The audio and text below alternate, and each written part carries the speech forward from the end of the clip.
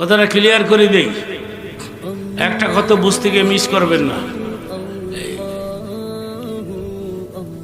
যদিও মুসলমান জাহান্নামে যায়, বেশি দিন থাকবে না।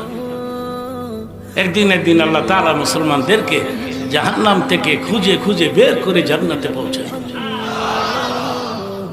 এটা বুখারী শরীফের হাদিসের অর্থ করলাম।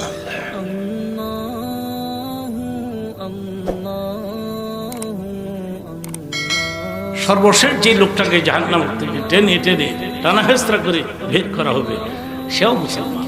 শেষ, আর কোন মুসলমান জাহান্নামে নাই। এটা সর্বশেষ।